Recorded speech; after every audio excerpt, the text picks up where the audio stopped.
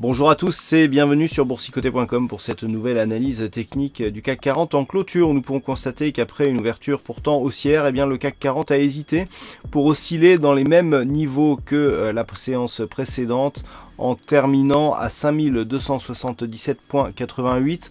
On gagne toutefois 0,17% avec un peu plus de 9 points gagnés par rapport au cours de au cours de clôture de la précédente séance. Donc une séance, je dirais, qui est quasiment identique à celle de la veille avec un point bas légèrement supérieur.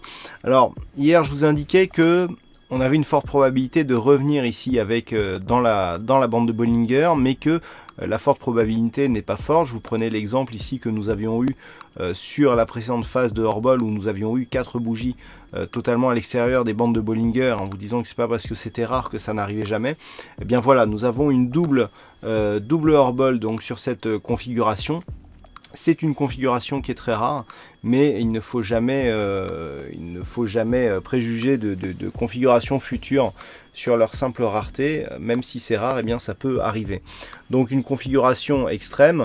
Du point de vue des indicateurs, donc on valide je dirais le surachat sur le RSI, qui se confond d'ailleurs avec la limite ici de sa ligne de signal.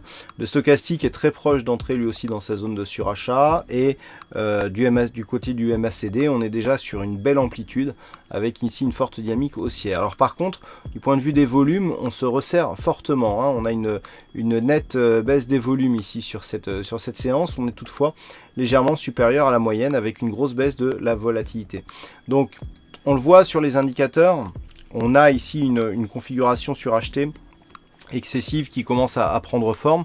Toutefois, on a encore du potentiel, c'est-à-dire la configuration ici, vu qu'on part sur une très forte hausse, mais qui suit ici une phase de baisse, eh bien, on est ici sur une configuration sur les charts qui est relativement excessive, dans le sens où on a une double Hors-Bol, donc très rare en termes de configuration, mais du point de vue des indicateurs et des oscillateurs, on voit qu'il y aurait même encore un petit peu de potentiel lorsque l'on regarde donc ces indicateurs.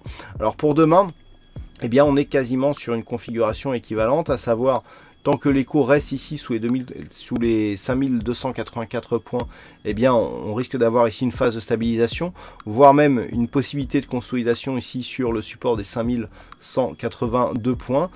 Toutefois, au-delà ici des 5283, eh bien à 83,4, on validerait une poursuite du mouvement haussier en direction de la prochaine résistance qui se situe à 5364, et alors qu'il faudrait une rupture ici de ces 5182 pour avoir un possible retour sur la zone des 5130-142 ici, qui est la zone de résistance précédente, mais ce n'est que sous cette zone qu'il y aurait un signal d'affaiblissement. Donc vous voyez que par rapport à l'ouverture du gap et par rapport à la configuration actuelle, on est toujours sur une forte dynamique haussière, donc qui pourrait permettre, en cas de rupture ici de cette résistance, de valider de nouveaux points hauts significatifs. Voilà, pas grand chose de plus à dire sur cette analyse, tant je dirais la configuration est identique quasiment à celle de la séance précédente.